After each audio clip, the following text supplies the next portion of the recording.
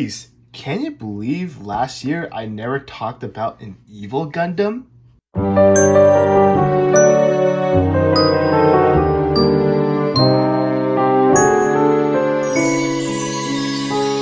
How's it going, guys? It is Plastic Disasta. Today we're going to take a look at another villain, the Gundam GP02A from the anime series Gundam 0083 Stardust. Now, originally it did belong to good guys, but then the bad guy came and stole the mobile suit. Now, what makes this Gundam very frightening? 2 words: nuke bazooka.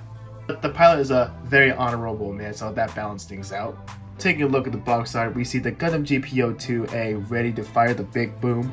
Taking a look at this side of the box just shows the articulation, the gimmicks, and the action pose of the GP02A. Looking at this side of the box, we have the front and rear shot of the model kit, and moving on to the right, we see the GP02A fighting the GP01FB, which I don't have.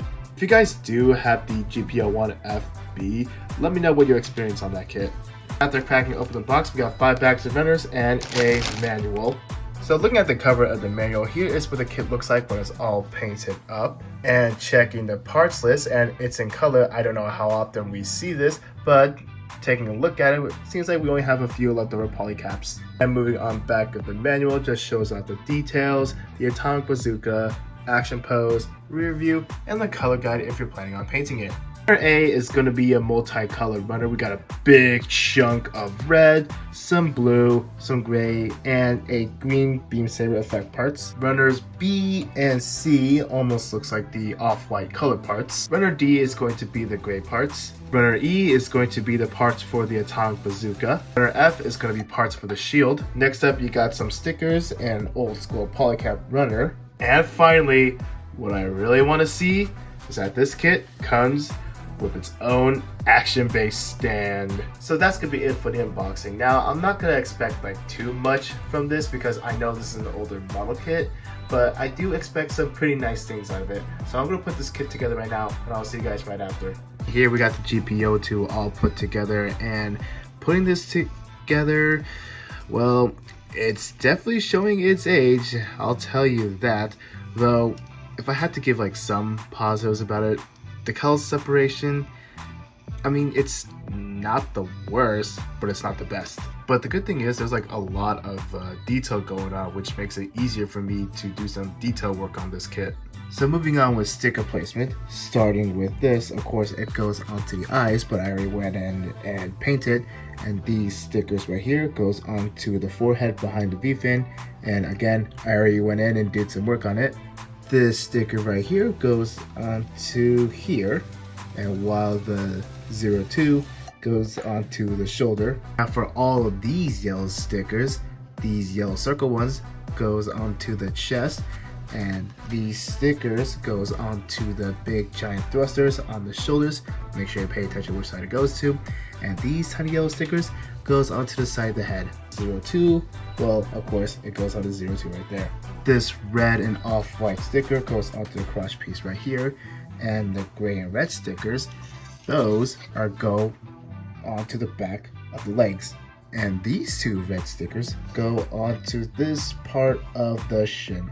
Now we're moving on to the shield. This big red sticker goes onto this part of the shield. This triangle right here goes right over here, and the 2 smaller triangles go right up here. Moving on to the seam lines, and let me tell you this, these seam lines are not really pretty. So starting off with the head, there's one that's going right up and down, and you also got a big seam line going across this big shoulder thruster. And this is what I mean when it gets ugly. So you also get a tricky seam line in front of the forearm and the back of the forearm. There's a seam line on the side of the thighs. On the lower leg, they did a really good job with it, but there is one tiny seam line you're gonna have to deal with right here. So that's gonna be it for the out of box presentation. Overall, it's not the worst, but you're gonna have to put some effort into this kit.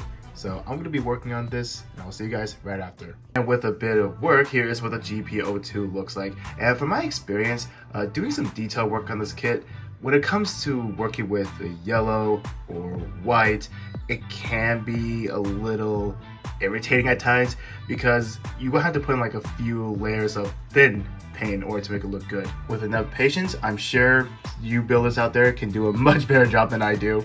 Moving on with accessories, starting off with hand options, well, all you get is just the weapon holding hands, and next up you get two beam saber effect parts, while the beam saber handles are located on the side skirts. You're gonna have to like pull it out just with a bit of strength, just like that. Next up is something that I'm very grateful that Bandai did, is an action-based stand. Now, if you want to hook them onto an action-based stand, you're going to need this adapter because this kit doesn't have like a 3mm like hole under there. So what you do is, of course, you have to put on this adapter and pop this little piece out. You'll see a little like rectangular hole in there, so you can attach it onto an action-based stand just like so. You also get these two pieces, which goes on the front part of the action-based stand. Now, if you guys remember, in the beginning of the video, I was looking around the box. You notice that you can put the GP01 on this adapter piece, so the GP01 and the GP02 can duke it out. Finally, saving the best one for last is the big shield. Now, you might be asking, why am I saving this one for the last? Well, two reasons. First off, yeah, it's pretty cool. And second, if you flip it over, there's the part for the big bazooka. In order to take it out, you got to pull off the handle right here and switch it over here so it'll make it looks like it just spins. So open it up, pull this out, and there you have it. And you're gonna attach it to this thing. So just to show out the articulation, there's a rotation right over here, and there is a rotation as here as well. It can move side to side, and of course, it can go over shoulder. And this is how it looks, and it's really menacing. Now, even though the handle right here doesn't like move forward and back, but it is made up for it by having the wrist going up and down. Now, if you listen closely, it makes like a little ratchet noise. For those who are wondering with the big shield, can it hold its weight? Yes, it does. Moving along with articulation, the head is on a ball joint. The shoulder can swing forward and backwards, and as for the big old thruster right here, it can swing forward and backwards as well. It can move up this high, and as you can see, this moves as well. The thrusters on the back can rotate, and let me show you a cool little gimmick. Now, if you bring this up, bring this thruster down, here comes the other thruster. Hey guys, Editing Plastic Disasta here. Forgot to tell you that all three of these thrusters are on a ball joint. The arm can move up this high, only like 90 degrees. You also get a bicep swivel, elbow bend, only 90 degrees, and a ball joint on the wrist. And of course, the already mentioned little ratchet click on the wrist. Moving on to the torso and waist, there is a ball joint, so you do have some wiggle movement. The front skirt can move up this far, the side skirt can move out this far, and as for the back skirt, well, it doesn't move. Moving on to the legs, there is a ball joint on the thigh, so it does everything what a ball joint does. The leg bends, well, just tiny bit over 90 degrees. Moving on to the feet, this little thing right here is like on a ball joint. The foot can move forward, can move this far back. It's also on a ball joint as well. And as for the pivot, well, you only get like a little tiny pivot. And as for the backpack, well, nothing moves. Overall, the articulation on this kit is not the best. I mean, I don't blame you if the articulation doesn't impress you. But on the bright side, you can still pull off some decent poses. Moving on with size comparisons, here it is right next to the regular size RX-78-2 Gundam. And you can see that the GP02 is just a tad bit taller than the regular Gundam. Next up, here it is right next to other Stardust memory kits, the GM Type C and the Zaku 2 F2. Don't they all look great together? And let me ask you a question. Should I really get the real great GP01? Let me know in the comments below. Finally, here it is right next to Megatron and Lego Sinestro. So that's gonna be it for the size comparisons. Let's move on to my final thoughts. Moving on to my final thoughts. Overall, let's just say that this kit deserves a revive. And what I mean by that, I mean, yeah, this kit, it does have its problems. When I was handling the kit, the biceps do pop off a little too easily, but don't worry, that's an easy fix. And handling the atomic bazooka, that's also a pain because it bumps into like the head and the V-fin. And speaking of the bazooka, I forgot to tell you there is this one little gimmick that if you look closely right here, this little gray circle, it does pop off to the side. Now, the question is, would I recommend it?